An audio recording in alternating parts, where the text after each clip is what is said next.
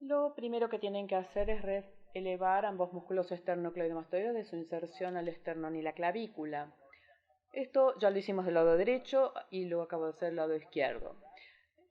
También en una de sus disecciones torácicas ustedes ya habían expuesto y habían rotado esta porción superior del esternón y seccionado algunas costillas para poder elevar esto hacia atrás y lograr exposición a los grandes vasos que surgen del callado aórtico, aquí en el mediastino superior. Lo que vamos a hacer entonces es completar la separación de este bloque óseo que incluye parte del esternón, las primeras costillas y parte de la clavícula como un bloque de tejido. Para lograr esto hay que hacer una disección Roma desde arriba, disecando hacia abajo para comenzar desprendiendo los músculos infraoides de sus inserciones externales y luego giramos esto en forma superior para hacer más disección Roma y completar el proceso. Esto nos va a permitir ingresar al triángulo anterior y también nos va a facilitar la visualización de algunas estructuras difíciles que pasan desde el tórax superior hacia el cuello. Para continuar con la disección profunda del cuello, pasamos ahora al lado izquierdo para poder encontrar el conducto torácico para que se puedan orientar. Este es el esternocleidomastoideo. Lo giramos hacia abajo y acá tenemos las estructuras en la línea media. Las relaciones clave acá son la vena yugular interna, que se une con la vena subclavia izquierda para formar la vena brachiocefálica izquierda y que continúa por el mediastino superior. Esta es otra vena que es la vena cervical transversa. Para encontrar el conducto torácico entonces lo que queremos hacer es buscar la unión de la vena yugular interna con la subclavia izquierda que forman la brachiocefálica izquierda. Para eso trabajamos en forma interna la vena yugular interna y disecamos esta área. Encontramos una vena prominente que es la vena vertebral que estoy mostrando con el explorador, que es una tributaria de todo este complejo. En este preparado en particular, el conducto torácico se observa como una banda delgada, blanquecina, que parece un vaso colapsado. Normalmente uno ve sangre seca en esta porción del conducto torácico porque el proceso de embalsamado forza la sangre hacia la primera válvula del conducto torácico, pero aquí en este preparado está vacío, lo cual lo hace un poco más difícil de encontrar. Pero para confirmar que es el conducto torácico tienen que volver al mediastino posterior, volver a ubicar el conducto torácico y tirar suavemente del mismo para confirmar la continuidad. Acá lo que podemos hacer también es rotar los vasos en forma superior para encontrar esta pequeña banda que parece tejido conectivo y que termina directamente, en este caso, en la vena subclavia izquierda. Esa estructura es el conducto torácico y esto no lo vamos a ver del lado derecho. Ahora vamos a ver los músculos en la disección profunda del cuello asociados con la apófisis estiloides. Para la orientación, este es el vientre posterior del digástrico. Lo vamos a elevar en forma posterior y vemos algunas ramas de la carótida externa. Quiero concentrarme en el tejido muscular que ven aquí a nivel profundo en la porción lateral de la cabeza. Y este es un músculo relativamente superficial que es el estiloioideo, que es más o menos paralelo al vientre posterior del músculo digástrico. Proviene de la apófisis estiloides. Otro músculo que proviene de la apófisis estiloides, que estoy teniendo acá con la pinza, y que va hacia la lengua de la apófisis estiloides, es el estilogloso. El más profundo de los tres músculos que surgen de la apófisis estiloides se encuentra aquí y va desde la apófisis estiloides hasta la faringe, es el músculo estilofaringio.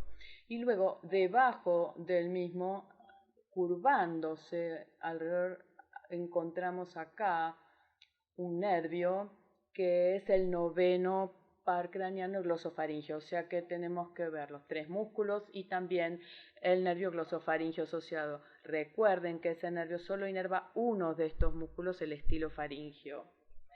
Ahora, respecto a las ramas de la arteria carótida externa,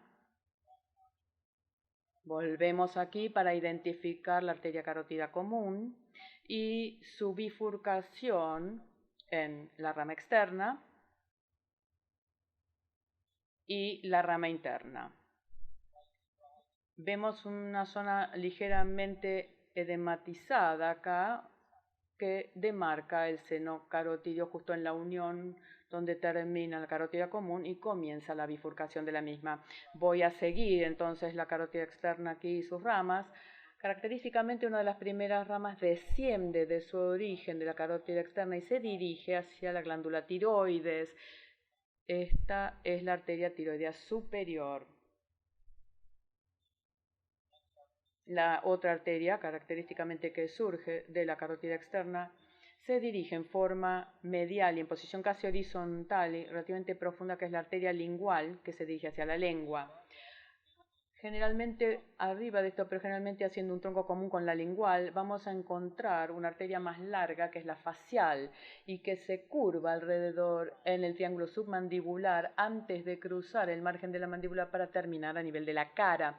Esta rama entonces es la arteria facial y tanto la arteria lingual como la facial se originan y cursan en forma anterior surgiendo de la carótida externa.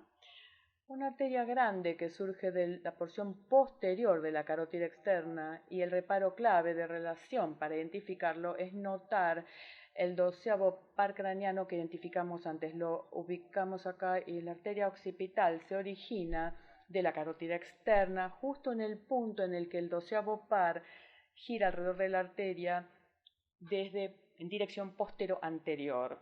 Esta es entonces la arteria occipital.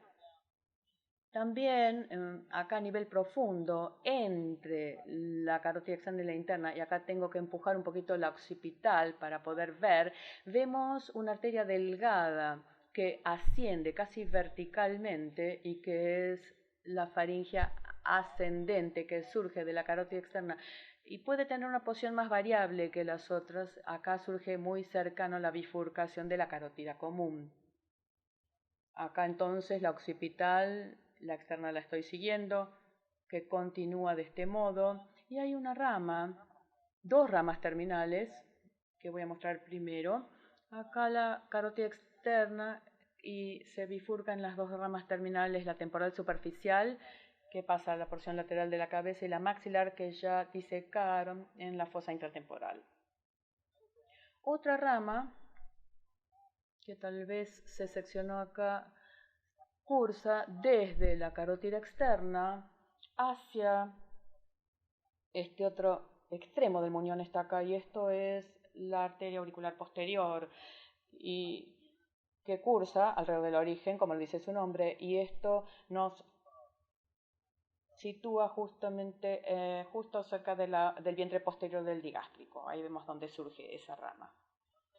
Veamos un poco el nervio vago y sus ramas recurrentes. Para encontrar el nervio vago queremos volver a ubicar la carótida común. Ya retiramos la vena yugular interna y si no deberíamos hacerlo. Para exponer en la vaina carotidia entre la vena y la arteria un nervio importante que corre aquí en la región profunda del cuello, que es el nervio vago, y cuya posición está entre la yugular interna y la carótida común hacia la porción posterior de la vaina carotidia. A medida que seguimos esto, desde el principio de la arteria subclavia del lado derecho, veremos cómo el nervio desciende hacia el tórax y luego veremos que hay una rama generalmente más grande, esta es un poco pequeña, que se dirige hacia atrás, gira hacia atrás en dirección superior y lo hace alrededor de lo que es la arteria subclavia derecha. Luego se dirige hacia la laringe y hay un par de relaciones importantes que tiene este nervio. Una está entre la tráquea y el esófago, pero no sé si se puede ver bien aquí. Lo más importante es la relación entre ese nervio media que se dirige hacia atrás a la laringe con un vaso que estoy señalando aquí, que es la arteria tiroidea inferior. Acá hay una rama que está seccionada, pero la principal se dirige hacia la glándula tiroides en posición medial. Esta arteria debe ligarse cuando uno reseca la glándula tiroides y al ligar esa arteria uno debe tener cuidado de no ligar tan bien y por lo tanto interrumpir el flujo de los axones nerviosos en el nervio laríngeo recurrente, que por supuesto afectaría el movimiento de las cuerdas vocales. Veamos algunas de las ramas arteriales aquí. Acá la subclavia, la arteria subclavia, una que ya mencionamos que desciende hacia el tórax, que vemos aquí es la mamaria interna o torácica interna. Esta rama que asciende en forma vertical es el tronco tirocervical y tiene una rama. En realidad la mayor parte de esta arteria gira en forma medial hacia la glándula tiroides y esta es la rama tiroidea inferior. Acá una pequeña rama que asciende hacia el cuello, surge del tronco tirocervical y esta es la rama cervical ascendente. Luego, este patrón puede ser un poco variable, pero en forma más lateral veremos una rama que se dirige hacia el músculo trapecio, que es la arteria cervical transversa. Debería haber otra rama que no sé si hemos seccionado en forma inadvertida aquí o si esto es una variación anatómica. Hay otra arteria que uno habitualmente ve que cursa en forma lateral, que es la arteria supraescapular. Una relación importante de alguna de estas arterias es el músculo escaleno anterior, que lo quiero mostrar aquí.